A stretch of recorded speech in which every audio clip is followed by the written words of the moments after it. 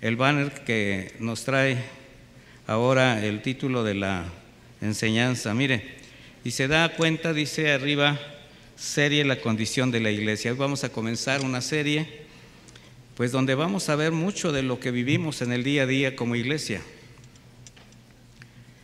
Y vamos a tocar un tema muy, pues a mí me gusta mucho, porque realmente el Señor lo que hace es confrontarnos siempre con nuestra condición actual. Y le voy a pedir que me acompañe al libro de Apocalipsis, en el capítulo 1, a partir del versículo 1. Vamos a empezar leyendo una porción de este capítulo y comenzamos con la explicación al tema que nos lleva. ¿Ya tiene Apocalipsis 1? ¿1? Muy bien. Dice, yo estoy leyendo la versión de Reina Valera actualizada, me sigue en la versión que traiga. Dice así: la revelación de Jesucristo que Dios le dio para mostrar a sus siervos las cosas que deben suceder pronto. ¿Que deben suceder cuándo? Pronto. Y que dio a conocer enviándola por medio de su ángel a su siervo Juan, quien ha dado testimonio de la palabra de Dios y del testimonio de Jesucristo, de todo lo que ha visto. Bienaventurado el que lee y los que oyen las palabras de esta profecía y guardan las cosas escritas en ella, porque el tiempo está ¿qué? Cerca. O sea, bienaventurados somos en conocer lo que el Señor está a punto de revelarnos, porque el tiempo está cerca. ¿El tiempo de qué? De su regreso, mis hermanos. Dice Juan a las 7 iglesias que están en Asia: gracia a ustedes y paz de parte del que es, del que era y del que ha de venir, y de parte de los 7 espíritus que están delante de su trono, y de parte de Jesucristo, el testigo fiel, el primogénito de entre los muertos y el soberano de los reyes de la tierra. ¡Qué presentación! Bueno, mire, vemos en primera instancia que la revelación de este libro, porque aquí lo que está haciendo Juan es una presentación de un libro completo, el libro de Apocalipsis. Bueno, habla acerca de las cosas que habrán de suceder, dice pronto. Ahora, la mayor parte de los eventos que leemos en este libro se refieren a eventos futuros que tienen que ver con los tiempos finales. Por tanto, algunos de ellos ya hemos sido testigos. ¿Sí se da cuenta que estamos viviendo también tiempos apocalípticos y que de alguna manera somos testigos de muchas profecías que se están cumpliendo? Bueno, por otra parte, aunque el libro es dirigido a las 7 iglesias establecidas en Asia, es un mensaje para todo aquel que espera el regreso de Cristo. ¿Usted lo espera? Entonces el mensaje es para usted, ¿verdad? De manera que está dirigido a la iglesia establecida por Jesucristo de toda generación. Y lo voy a explicar. Vamos a centrar el estudio de esta serie, precisamente la serie que iniciamos el día de hoy, La condición de la iglesia, en los mensajes que el Señor, ya glorificado, dio a su siervo Juan por medio de una visión para exhibir la condición de su iglesia casi a finales del primer siglo. O sea, nuestro estudio se va a basar en el mensaje a estas 7 iglesias. No vamos a estudiar el libro de Apocalipsis, ¿verdad? Que en su momento, bueno, sería bueno hacerlo de una manera, pero esto nos llevaría muchísimo tiempo. Ahora, estos mensajes, mis hermanos, en los que vamos a estudiar, a pesar de las distintas situaciones que se presentaban de acuerdo a los contextos de cada iglesia, ¿cuáles son los contextos que vamos a ver en cada iglesia? Bueno, un contexto geográfico, un contexto histórico, un contexto cultural. Todo influye en la vida de la iglesia. ¿Sabía usted que el carácter de las ciudades influye a sus habitantes? ¿Y que esa influencia se viene a la iglesia? Por ejemplo, no es lo mismo predicar en León, Guanajuato, que predicar, por ejemplo, en Oaxaca. O sea, el contexto es diferente en las personas. El mensaje va a ser el mismo, pero tenemos diferentes formas de ver y de percibir la sociedad, los problemas, las circunstancias, y así en cualquier lugar.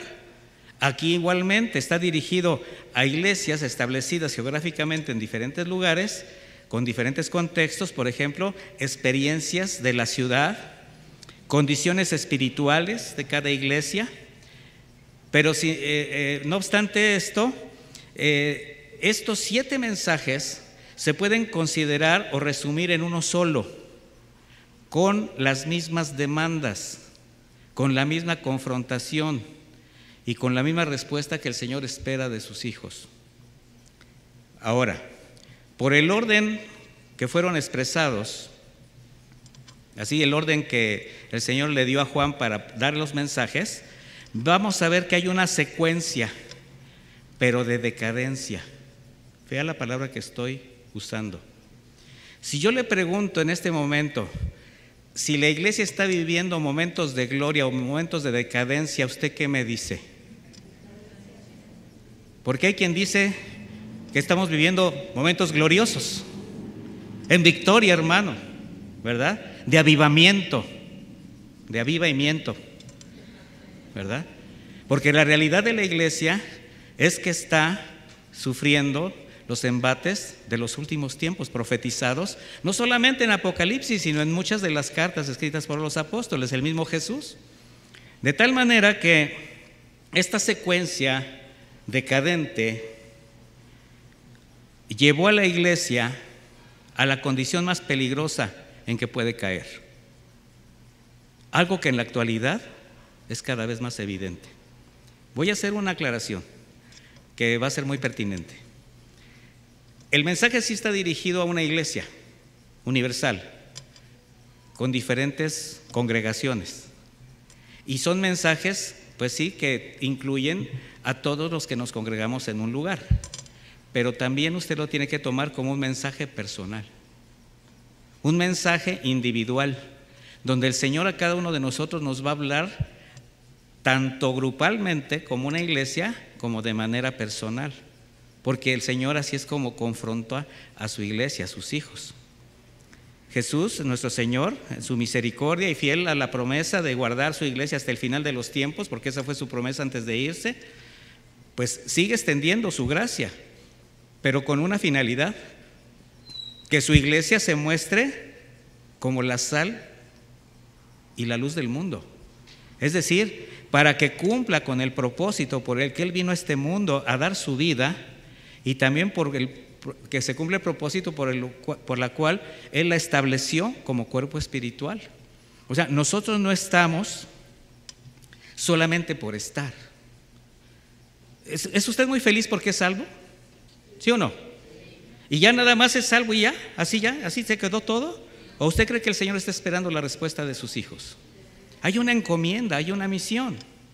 Así que vamos a empezar a escudriñar un poquito estos textos. Vamos al versículo 9.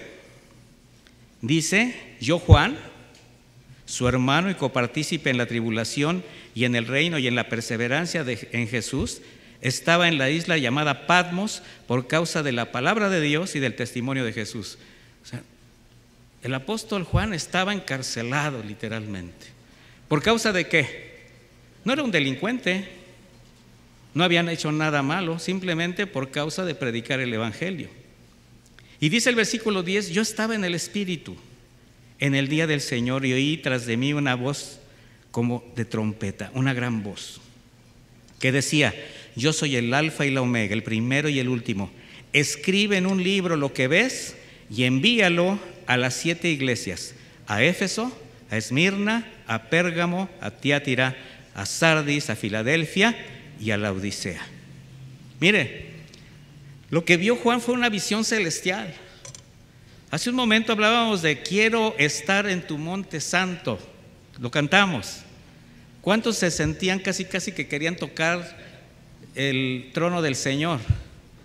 Pero déjeme decirle que es algo que tenemos que tener con mucha reverencia en el corazón.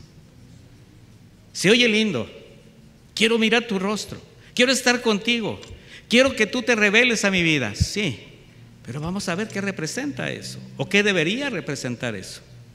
Mire, la Escritura narra una gran cantidad de casos donde hombres y mujeres, evidentemente de Dios, llegaron a tener alguna visión celestial o alguna experiencia divina, donde les fue revelada la voluntad y el propósito de Dios.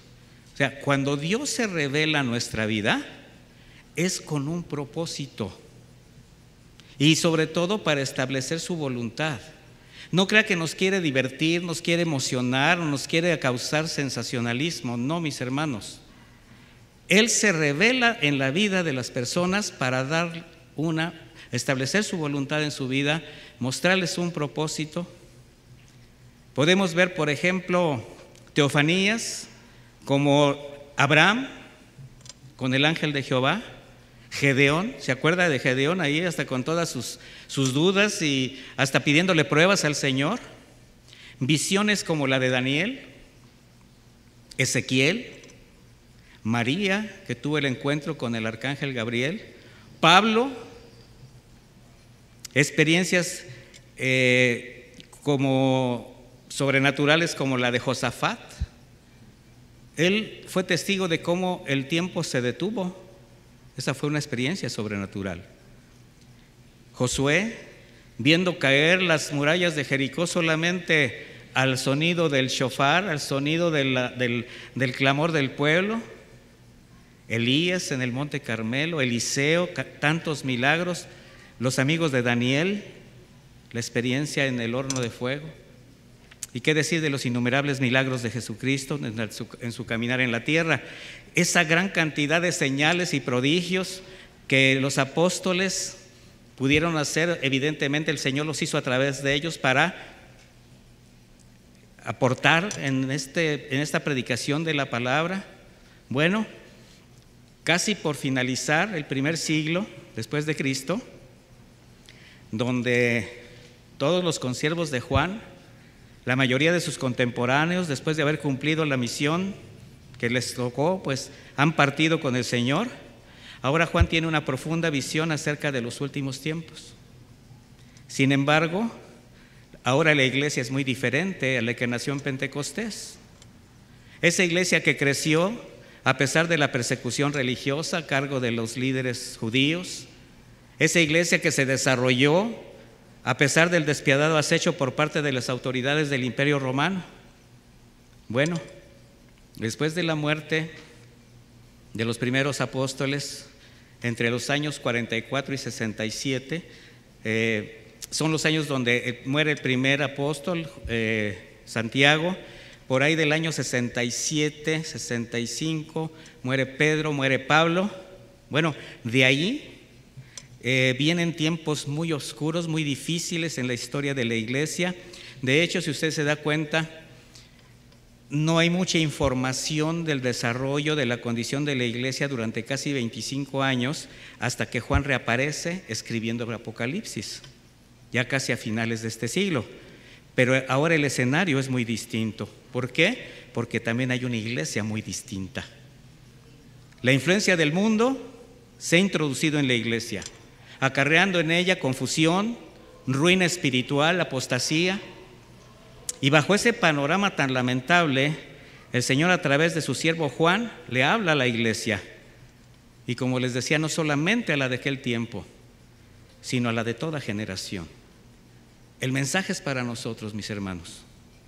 El Señor está señalando, o va a señalar en lo que vamos a estar estudiando, cómo su iglesia, al haber sido infiltrada, abusada por falsos pastores, maestros, contaminada por falsas doctrinas, agredida en sus valores morales, en sus fundamentos espirituales, se ha desviado de sus principios. Pero fiel a su promesa de guardarla, evidentemente estamos hablando de la verdadera iglesia. En estos mensajes, al mismo tiempo que confronta su condición en aquellos días, pues muestra las futuras complicaciones para la iglesia si no atiende sus advertencias, si no atiende su consejo, sus amonestaciones, sus exhortaciones. Así es como al extenderle su gracia, la exhorta hacer cambios radicales que le permitan regresar a sus orígenes, a sus valores espirituales, al propósito por el que fue establecida. Y ahí es donde nos está hablando el Señor a cada uno, mis hermanos. Cada uno de nosotros tenemos que entender que nuestra vida espiritual ha decaído y se ha desviado por las influencias del mundo, por el orgullo, por la soberbia, por el mismo carácter del ser humano. De tal manera que vemos que quien escribe es Juan, el único sobreviviente de los primeros 12 discípulos de Jesús, quien después de sufrir el castigo, un castigo que se menciona fue hervido en aceite, el Señor lo guarda y de ahí es desterrado a la isla de Patmos, lugar donde le es revelado este libro. Juan, vamos a hacer un poco de historia, vamos a hacer un poquito de recordar el ministerio de Juan. Juan fue el que se identificó como el discípulo que Jesús amaba. ¿Sí recuerda? Esto no indica que no amara a los demás, pero sí indica que la lealtad de Juan, el amor al Señor, hicieron que su relación fuese distinta. Es como los hijos. Amamos a nuestros hijos de la misma manera, ¿sí o no? Pero siempre hay alguno que es distinto y no se le da preferencia, pero tienes una relación diferente, ¿sí o no? Hay hijos que son bien salamerillos, ¿verdad? Y te acercan y te abrazan y ahí estás tú, pues feliz. Y hay hijos que son medios privados, retraídos, pero eso no indica que no los amemos igual, ¿verdad? Bueno, así Juan también. Juan fue el que se recostó en el pecho del Señor la noche en que fue entregado. Esto hacía evidente su cercanía a Jesús. Fue quien al pie de la cruz escuchó sus últimas palabras. Él fue testigo de cómo su Maestro y Señor entregó el Espíritu. Fue Juan quien junto a los demás apóstoles participó del nacimiento de la iglesia del primer pacto, del nuevo pacto, con Pedro y Santiago. Además, formó parte de lo que se llamó las columnas de la iglesia de Jerusalén.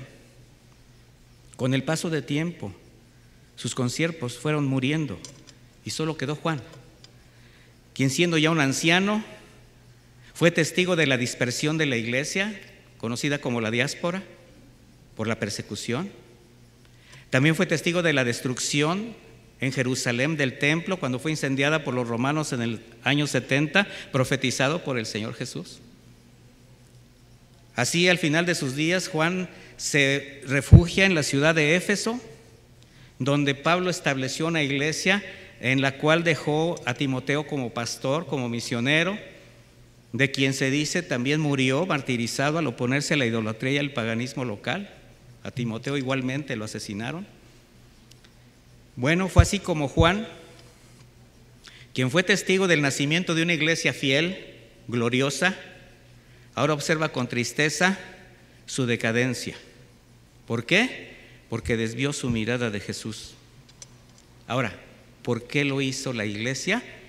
Porque estaba ya bajo el influjo de falsos maestros, de falsas doctrinas, blasfemas, heréticas, que empezaron a formar un criterio diferente en los creyentes. Los empezaron a manipular, los empezaron a contaminar. De hecho, Juan en sus cartas describe parte de lo que ya él era testigo. Vaya conmigo a 1 de Juan 2, por favor.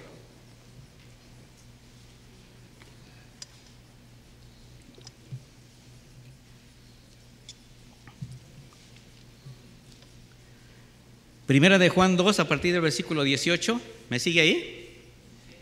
Dice, hijitos, él así se refería, él así hablaba a la iglesia, era muy amoroso Juan.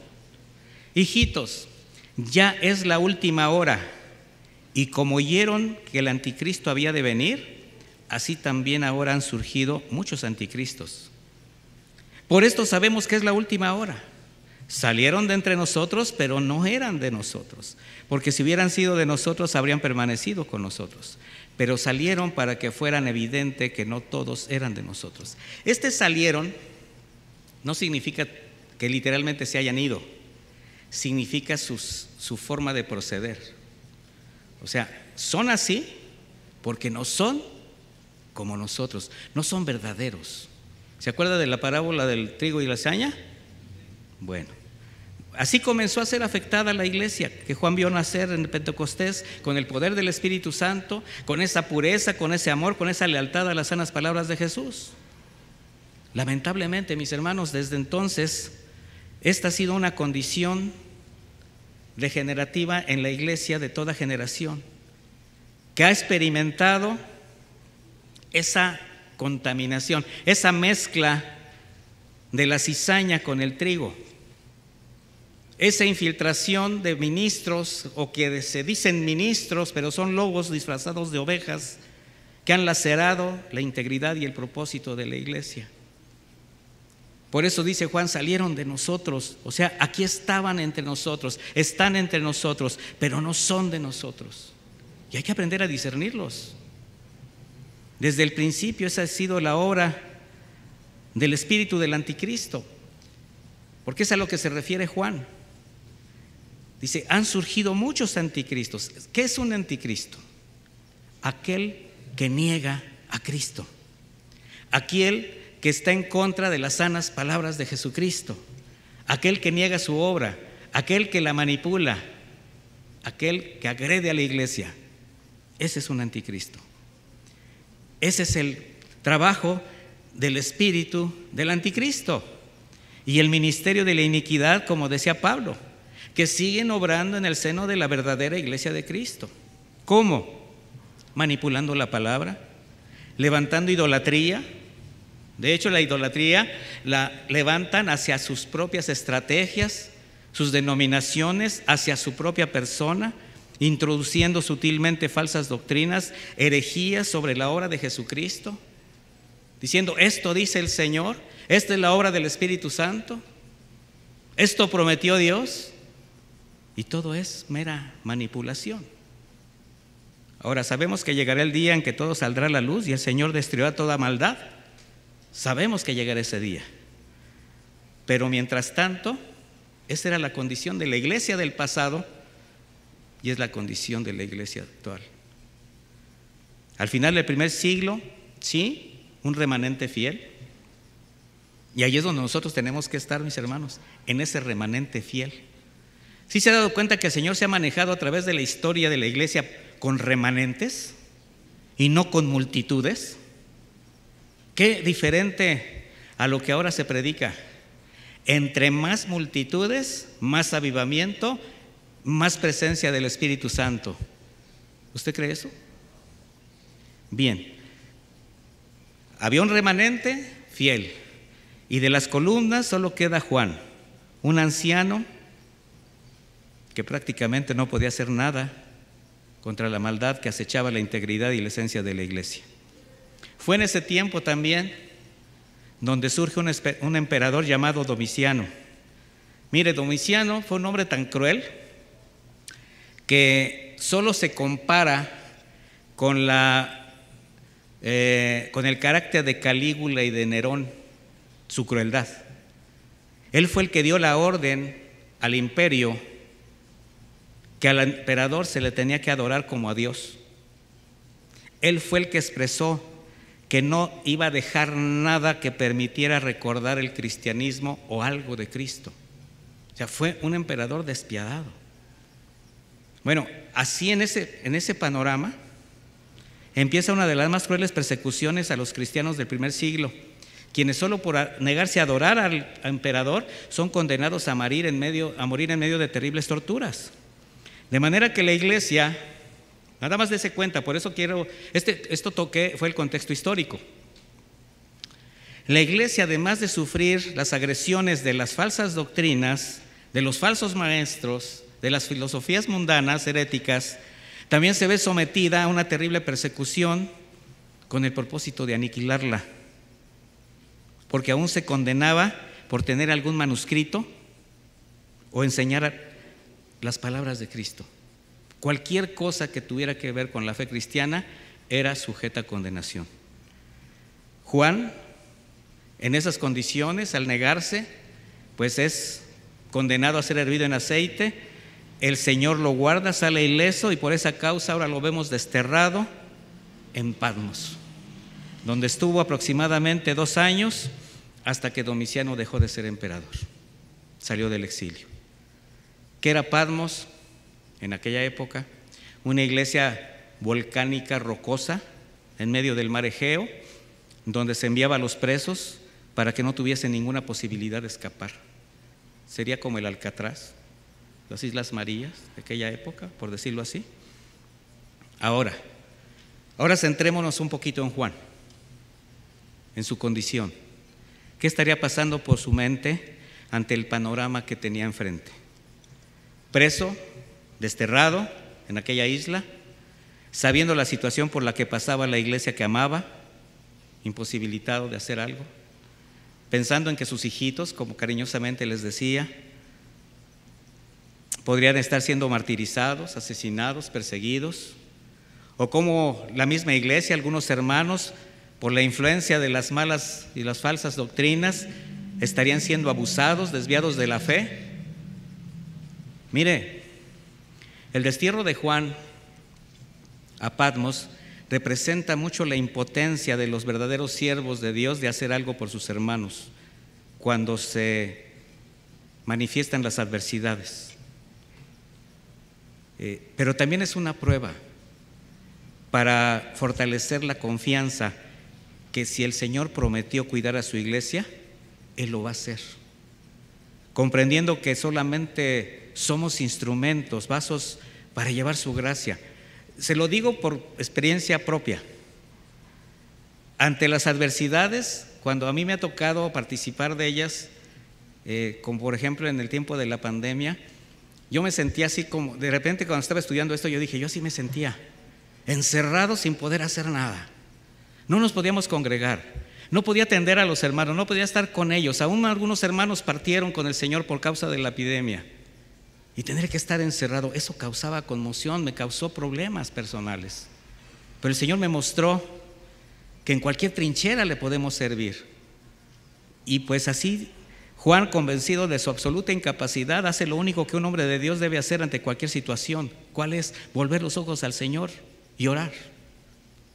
Sabiendo que Él no puede hacer nada por la iglesia, pero el Señor puede hacerlo todo. Y esa es la confianza que tenemos que tener cuando estamos en alguna adversidad. A veces quisiéramos resolverlo todo, ¿sí o no? ¿Y qué sucede? Nos sentimos como en Patmos, encerrados, desterrados. ¿Qué es lo que tienes que hacer? Voltear los ojos al Señor y orar. El mismo Juan quizás recordaría aquellas palabras que dijeron él y sus compañeros: nosotros tenemos que persistir en la oración y en el ministerio de la palabra.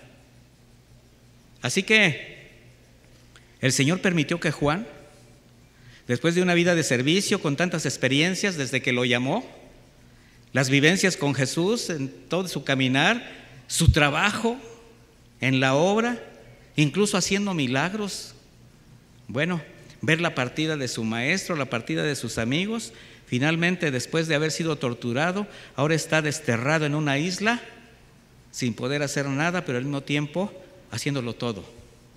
¿Cómo? Orando. Y así a veces nos lleva el Señor a situaciones extremas donde únicamente lo que nos queda es tomarnos de su mano. ¿A veces se ha sentido usted así, mi hermano? ¿Qué tiene que hacer? Tomarse de la mano de Jesús. Y mire lo que dice: y yo estaba en el Espíritu en el día del Señor. ¿Qué es estar en el Espíritu? Dice, estaba orando. No tenemos que confundir así como que estaba en meditación, así como levitando, como poniendo los ojos en blanco, ¿verdad? Como dicen muchos. Mira lo que el Espíritu hace en tu vida. No, mi hermano. Él estaba orando, estaba meditando. Y oí detrás de mí una gran voz como de trompeta que decía: soy el alfa, el omega, el primero y el último. Escribe en un libro lo que ves y envíalo a las 7 iglesias. Y le da ese orden de iglesias. Juan estaba orando. Dice que el día del Señor me llamó la atención. Podría ser que, sabiendo Juan que sus hermanos en Jerusalén, en cualquier parte, se estaban reuniendo a congregarse, aún pese a las persecuciones, estaba él ahí mismo también diciendo: hoy es el día del Señor. En este momento están mis hermanos adorando al Señor. Y él ahí postrado en un mismo espíritu con la iglesia. Mire, eso nos indica que no debe haber un impedimento para poder estar con nuestros hermanos, para orar, para buscar a Dios. A Juan no le importó la prisión, el destierro, la distancia. Igualmente a todos los demás apóstoles que murieron en condiciones pues difíciles.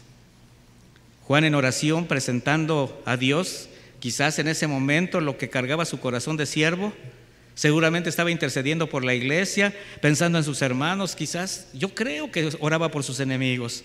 Era un fiel discípulo de Jesús. Así de concentrado estaba en su oración que de repente escucha una voz como de trompeta. ¿Qué significa? Recuerde que la Biblia está llena de analogías, de metáforas.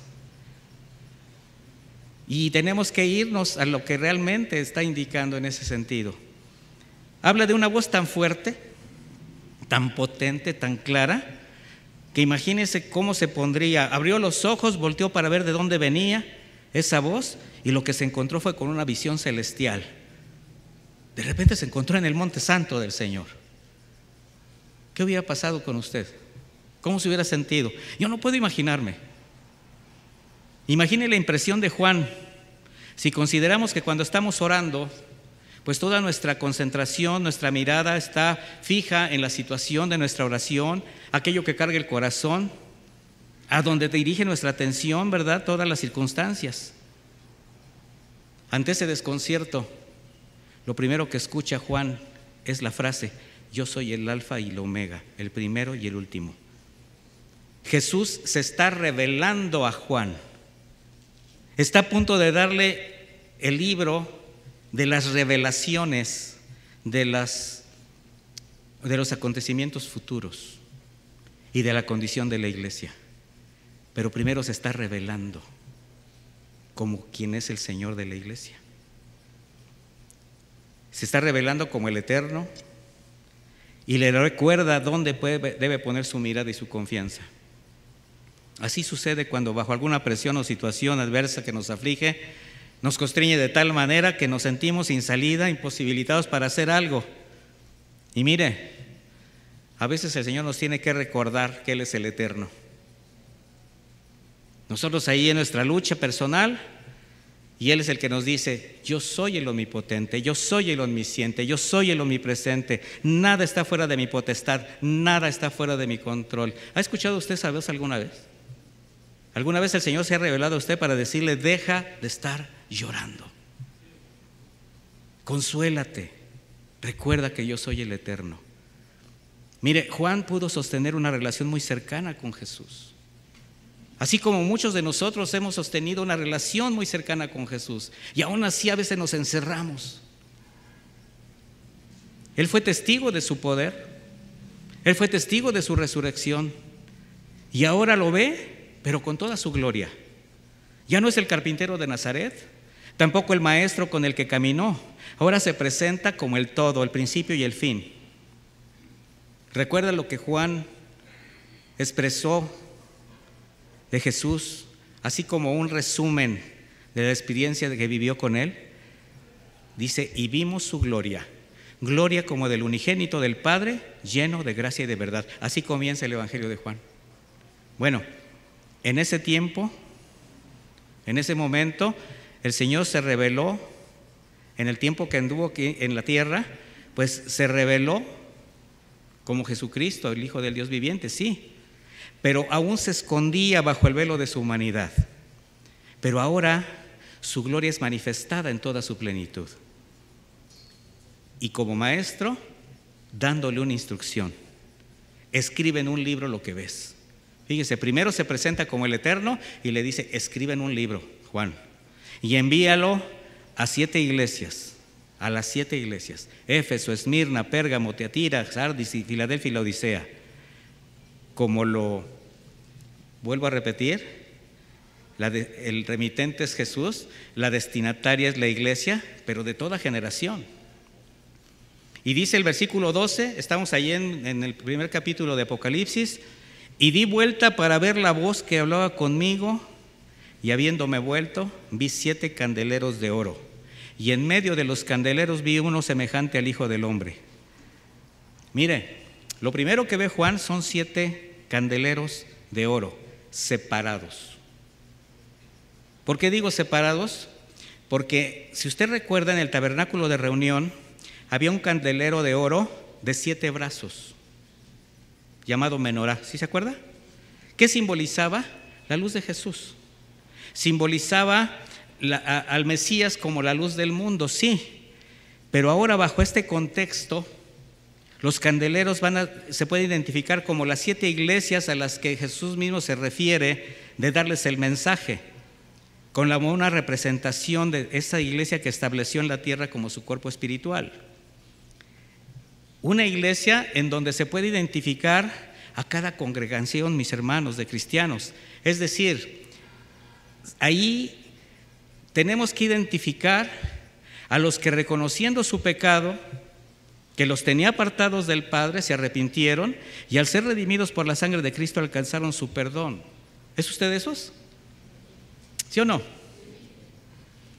Esa es la iglesia de Cristo. También dice que los candeleros son de oro, el metal más precioso. ¿Qué muestra esto? Que bajo la mirada de Dios, la perspectiva de Dios, la iglesia es lo más precioso y valioso en esta tierra. ¿Por qué cree?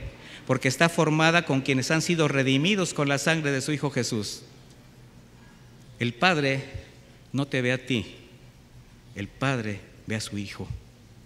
El Padre ve la sangre de su Hijo cubriendo el pecado del mundo. Por eso la iglesia es lo más precioso, porque costó la sangre del Cordero de Dios. Así se revela el Hijo de Dios. Y algo que tenemos que destacar es que los candeleros servían como base para colocar depósitos de aceite, donde se alimentaba la luz, aceite de oliva. Del mismo modo, la iglesia, las iglesias en este caso, los 7 candeleros, deben ser el soporte donde la luz de Jesús, alimentada por el aceite del Espíritu Santo, debe ser colocada en lo alto para que alumbre a todos los hombres. Todo tiene un simbolismo. Ahora, ¿qué es lo más importante de la visión de Juan? Que en medio de los 7 candeleros, ¿qué dice? Que ve a uno semejante ¿a quién? Al Hijo del Hombre. ¿Por qué usa este término? Porque fue una referencia que en su vida terrenal Jesucristo hacía de sí mismo, pero que ahora muestra que Él está en medio de su iglesia, así como prometió antes de ascender a los cielos. Y así es como debe permanecer el Señor en medio de su iglesia, alumbrándola y señoreándola, mis hermanos. O sea, nadie más, ninguna entidad, ninguna deidad, solo Jesucristo en medio de su verdadera iglesia, guardándola, corrigiéndola, guiándola, exhortándola constantemente al arrepentimiento para que no se desvíe de la verdad, para salir adelante con fidelidad a Dios. Qué lamentable es ver la idolatría que el hombre ha hecho. Estoy hablando del hombre que no conoce a Dios. Aunque se diga creyente, aunque se diga cristiano, aunque sea muy religioso, aunque se diga siervo de Dios, siempre pretendiendo colocarse en el lugar del Señor, quedarse con la gloria que solo pertenece a Cristo. El Hijo del Hombre en medio de los 7 candeleros. Y dice, vestido con una vestidura que le llegaba hasta los pies y tenía el pecho ceñido con un cinto de oro. Yo nada más quiero que usted se imagine un poquito la cara de Juan. La vestimenta para el sacerdote en el Antiguo Testamento le cubría hasta los pies y estaba ceñida con un cinto. A eso lo llevó. Juan conocía la historia bíblica, conocía las Escrituras. Para estas vestiduras sacerdotales se usaron para su confección el oro, principalmente, y otros materiales preciosos. Dice la misma Escritura que confirieran honra y hermosura a esas vestiduras. el Señor se presenta ante Juan con esas vestimentas reales en representación de su sacerdocio en medio de la iglesia. Versículo 14, su cabeza y sus cabellos eran blancos como la lana blanca, como la nieve. Esta descripción nos va a llevar directamente a la visión de Daniel, en Daniel 7:9. Ahí después usted lo lee, se lo dejo de tarea. Es hermoso ese pasaje, donde habla de un anciano de días, que su cabello blanco como lana, que representan eternidad, también sabiduría, dignidad y pureza. ¿Todo en quién? En el Señor Jesucristo. Sus ojos eran como llama de ¿qué? De fuego. ¿Sí me está siguiendo, verdad? Mire, esta frase transmite que no hay nada que se pueda esconder de la mirada penetrante del Señor. Esto nos muestra su omnisciencia, su omnipresencia, que todo lo examina, que todo lo ve de manera minuciosa y exacta. Vaya conmigo al libro de Hebreos, por favor. Hebreos 4.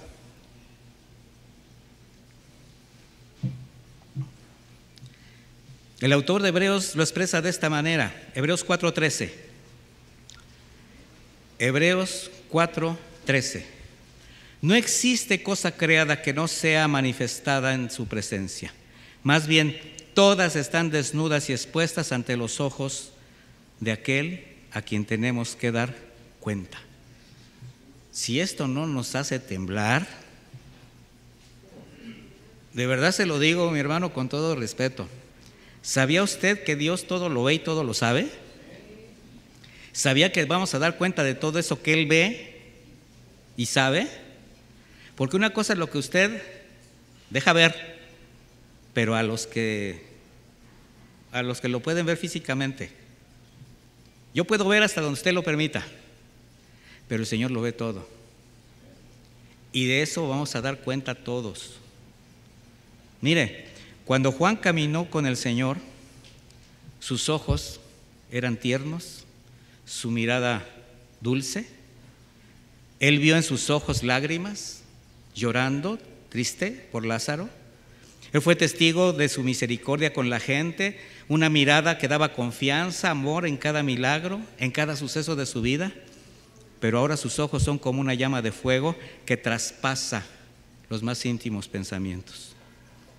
Si alcanzáramos a discernir, mis hermanos, la soberanía,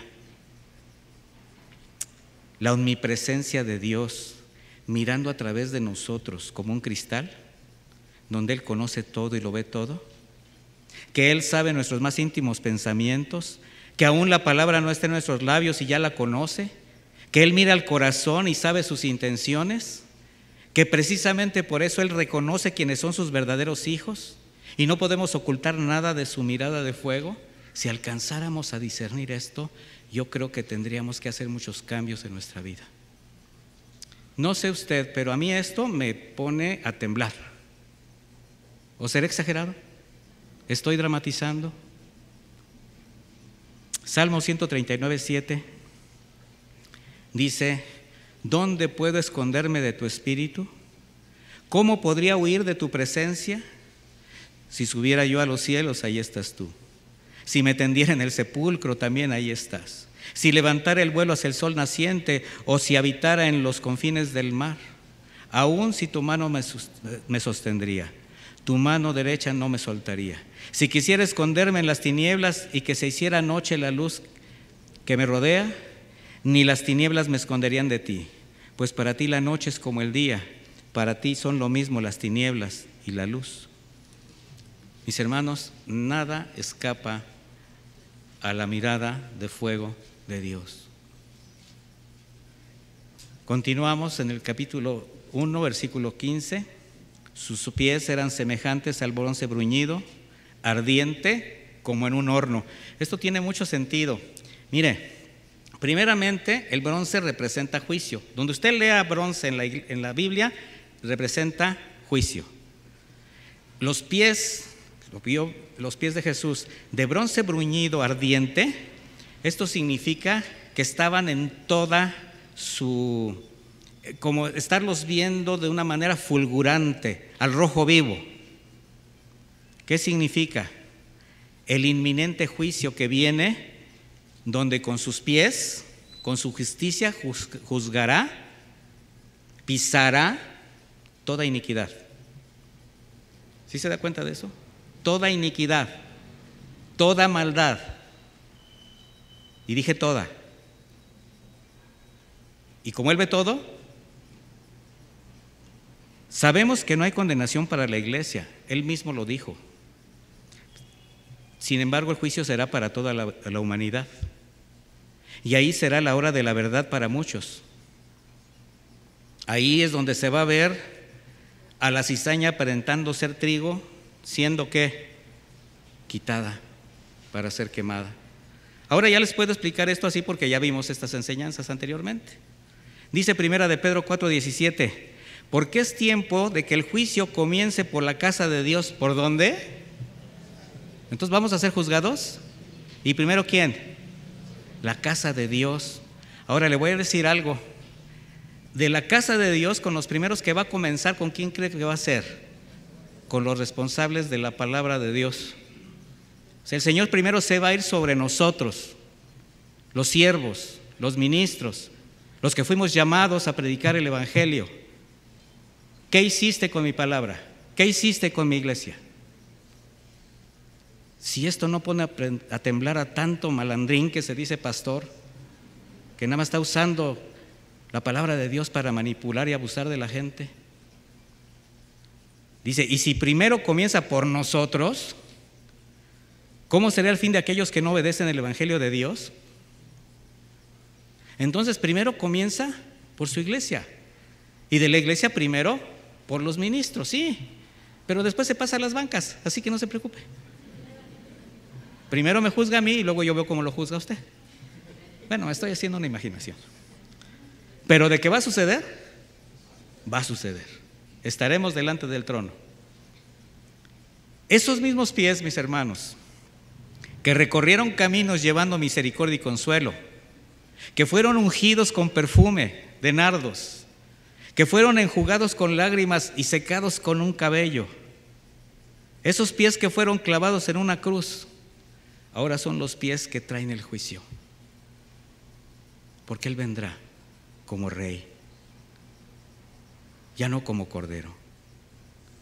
Su voz era como el estruendo de muchas aguas.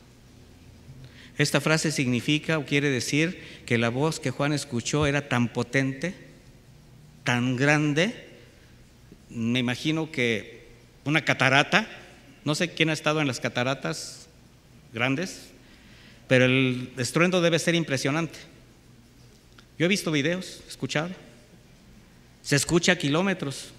Bueno, así es la voz de Jesús, se escucha por todas partes. La potencia de su voz representa su autoridad en todo lo que expresa. ¿Qué indica esto? Que su voz, sus palabras están por encima de cualquier voz, encima de cualquier filosofía, argumento o credo. Con el poder de su voz, todo lo creado existe. Por su palabra fueron hechos los cielos y la tierra. Durante su estancia en la tierra, sus palabras expresaban autoridad. En Mateo 7:28, después de haber expresado ese hermoso sermón de la montaña, dice, cuando Jesús terminó estas palabras, las multitudes estaban maravilladas de su enseñanza, porque enseñaba como quien tiene autoridad y no como los escribas. Cierta ocasión se escuchó desde los cielos la voz del Padre, y la multitud decía, fue un trueno. Mire, vaya conmigo a Juan 12 para ver esto. En Juan 12:28, el Señor expresa, Padre, glorifica tu nombre. Y en ese momento vino una voz del cielo diciendo, lo he glorificado y lo volveré a glorificar. La multitud que estaba ahí, que había oído la voz, decía, ha sido un trueno. Otros decían, le ha hablado un ángel.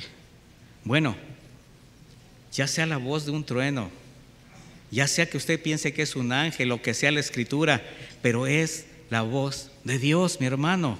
Y qué lamentable es ver la indiferencia, sobre todo de la iglesia, a la voz de Cristo.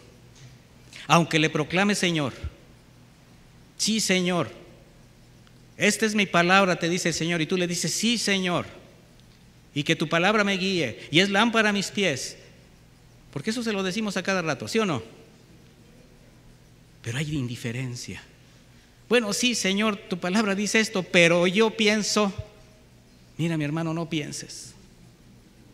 Yo te aconsejo que no pienses si vas a decir algo en contra de la palabra de Dios. Versículo 16, tenía en sus manos derechas 7 estrellas. Primeramente le voy a decir algo, la mano derecha representa un lugar de honor. En ella el Señor tiene 7 estrellas, pero este es un símbolo de los ángeles, de las 7 iglesias, como vamos a ver más adelante. Ángel se traduce como mensajero. ¿Esto qué indica? Que tiene en su mano a los que tienen la responsabilidad, pero también el privilegio como un lugar de honor de predicar el evangelio, de edificar a la iglesia con la palabra de Dios. O sea, sí, quienes predicamos, quienes fuimos llamados, tenemos un lugar de honor, sí, pero no por buenos, no por méritos, sino porque nos fue concedido un privilegio que tenemos que honrar. Y el Señor, ¿en dónde nos tiene? En su mano derecha. ¿Qué quiere decir? Que Él tiene y debe tener el control de cada uno de nosotros, que tenemos que estar siempre en sus manos.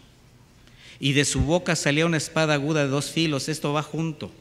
O sea, esta es la representación de la palabra de Dios que sale de su boca, y con esa palabra el Señor edifica su iglesia.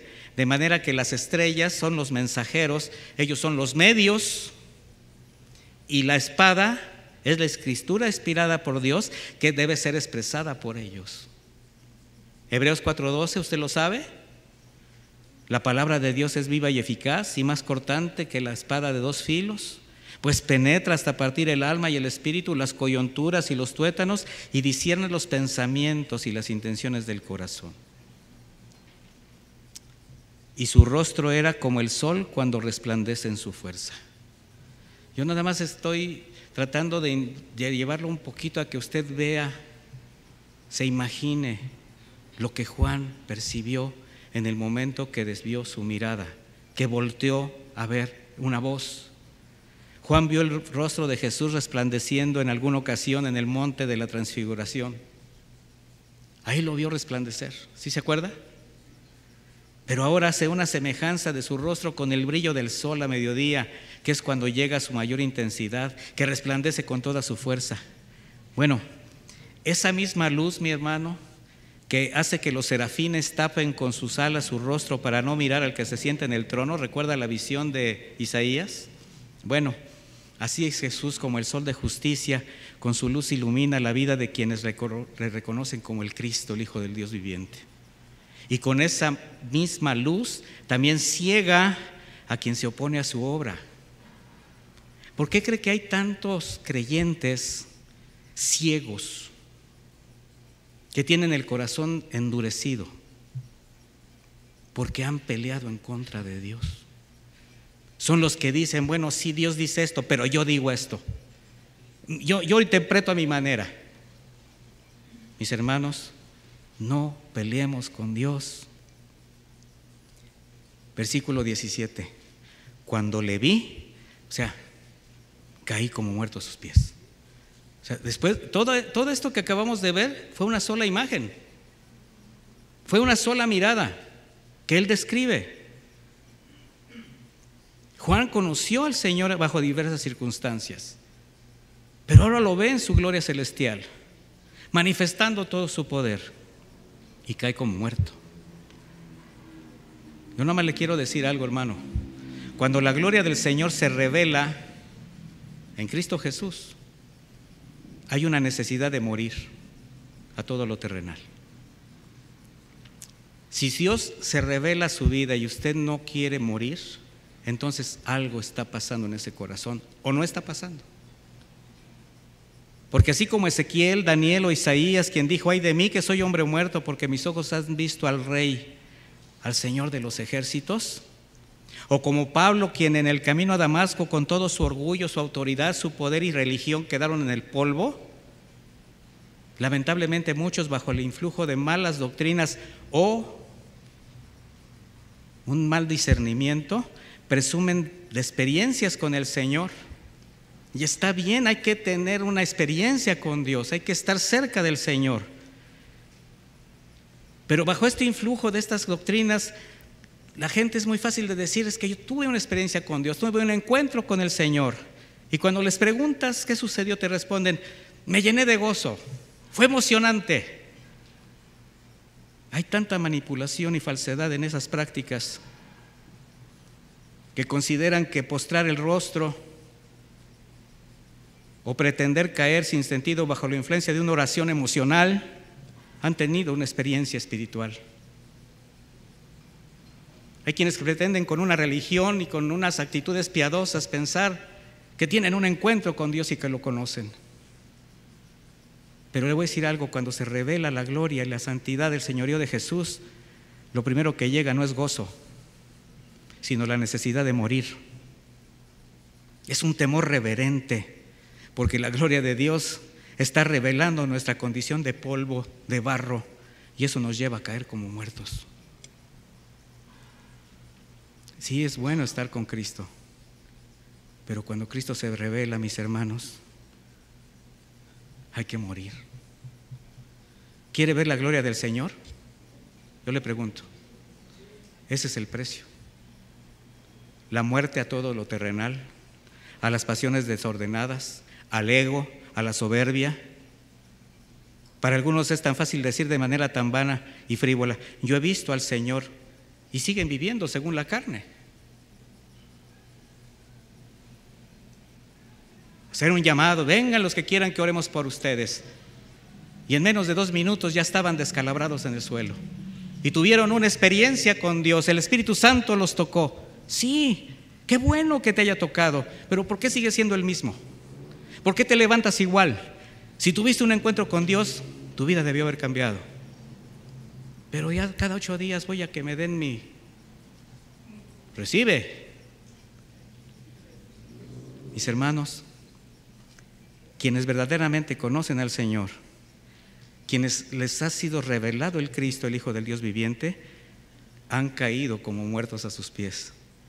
Y ahí es de donde el Señor nos ha levantado. Y puso, dice, sobre mí su mano derecha. Nuevamente la mano derecha, levantando al caído. El Señor pone su diestra sobre Juan. Ahora imagine, probablemente cuando siente esta mano del Señor, recuerda esa misma mano que en algún tiempo le consoló, que le extendió un pan y le vio y se tomó de él. Y el Señor no ha cambiado. Y ahora glorificado, sigue intercediendo por sus hijos con amor, con ternura, con cuidado. ¿Sabía usted que el Señor sigue intercediendo por nosotros? Porque conoce nuestra naturaleza. Por ello, cuando vio a Juan postrado, como muerto, se inclina, lo levanta y tiernamente le dice: no temas, no temas. ¿Por qué? Porque está viendo la reverencia, el respeto, el temor de su hijo. Y le dice: yo soy el primero y el último, el que vive estuve muerto, he aquí que vivo por los siglos de los siglos y tengo las llaves de la muerte y del Hades. Le está dando confianza. Le recuerda que no solamente está viendo al Señor glorificado, sino que está viendo al Señor que resucitó, al que venció la muerte, que estuvo un día en la cruz para redimir al mundo, pero que ahora vive por los siglos de los siglos. ¿No le da gusto que ese sea su Dios? Mire, el gran enemigo del hombre es la muerte, pero su mayor temor es morir físicamente. ¿Y sabe por qué? Porque está muy ligado a su vida terrenal. Cuando escuchamos las palabras de Pablo: para mí el vivir es Cristo y el morir es ganancia, las hacemos nuestras, pero cuando le pregunto: entonces ya nos vamos, espérame tantito, ¿verdad? Todavía como que hay algo que hacer. Mire, Cuando el Señor quiera se la va a llevar, ¿sí o no? Pero si lo tiene aquí, ¿para qué es? Para que sea usted luz, para que sea usted sal, para que testifique de ese Dios, de ese Hijo de Dios resucitado.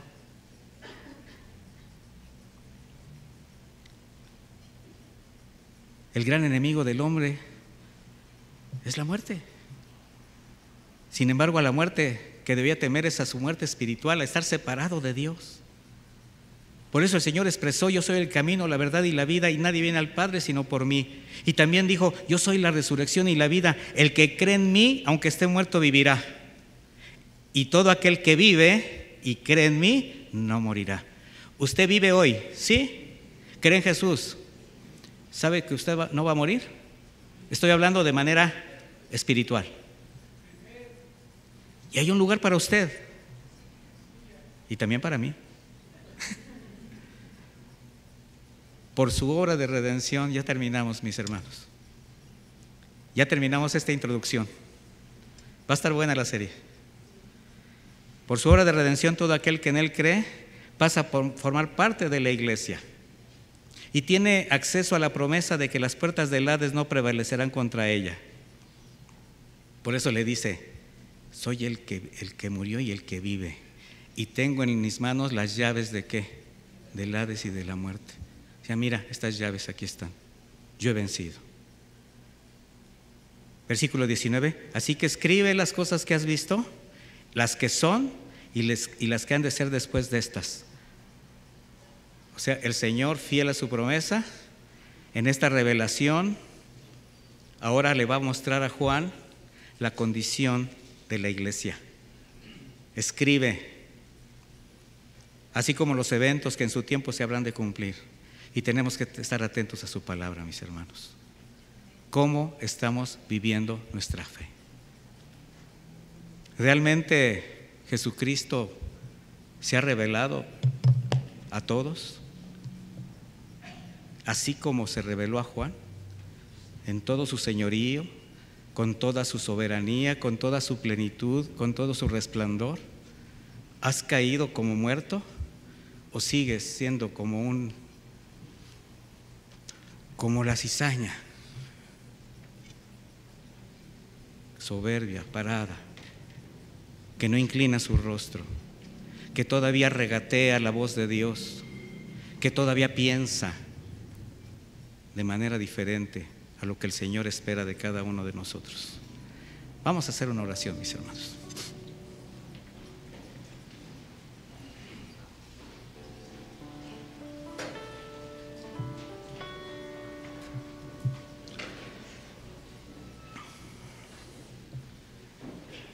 El Señor nos confronta todos los días, mis hermanos. Y yo sé que lo confronta a usted y a mí, no solamente cuando viene a escuchar su mensaje, también en su oración personal, también cuando usted tiene esos encuentros con el Señor en sus devocionales. Y yo le quiero dar un consejo. Si usted escucha la voz de Dios, si usted tiene esa experiencia con el Señor y el Señor le está demandando algo, el Señor le está mostrando algo, ya no pelee con Él. Ya no lo haga, mi hermano. Todavía nos extiende su misericordia, todavía nos extiende su cuidado, pero no peleará con el hombre siempre. Y llegará el día en que orará con justicia, pero con su justicia. No trate usted de establecer su propia justicia. Señor, te damos gracias por tu palabra. Te damos gracias porque nos damos cuenta cada día de tu cuidado y de tu misericordia. Y hoy hemos aprendido algo más, Señor, que tú sigues teniendo cuidado de nosotros. Y así como estableciste un pacto con tu iglesia y lo sigues cumpliendo con fidelidad, también estás esperando la respuesta de tus hijos. Y tal como en aquel tiempo tú hiciste una confrontación a la iglesia del primer siglo Y te mostraste primero a Juan con todo tu resplandor, con toda tu majestad, Señor, antes de establecer tu autoridad, antes de dar tu consejo, antes de confrontar. Igualmente nosotros nos vemos saturados de tu presencia, Señor, porque nuestros ojos han visto al Rey, nuestros ojos han visto al Señor Rey de los ejércitos. Ay de nosotros que podríamos caer como muertos si no extendieras tu gracia, Señor. Así que aquí estamos, Padre eterno, buscando tu rostro, buscando tu consejo. Y si lo venimos a buscar, es porque venimos con la idea y la intención de obedecerlo. No venimos solamente a escuchar un sermón más. No venimos solamente a escuchar algo que en este momento nos cimbre o nos confronte y seguir igual. Porque tu voz es como el estruendo de muchas aguas. Porque tus ojos de llama de fuego nos están traspasando. Y porque tu juicio es inminente, Señor. Pero sabemos que tú tienes cuidado y misericordia de tu iglesia. Y lo que quieres es que hagamos los cambios. ¿De dónde nos desviamos? ¿Desde dónde nos hemos desviado, Señor? Así que gracias por esta primera enseñanza, Señor, que nos permite ver tu gloria, y esperamos con avidez, Señor, todo lo que tengas que decirnos a través de estos mensajes, porque nosotros somos tu iglesia, nosotros somos tus hijos, y nosotros somos los que queremos verte en los cielos, Señor. Muchísimas gracias, Señor, en el nombre de Jesús. Amén. Que Dios les bendiga, mis hermanos.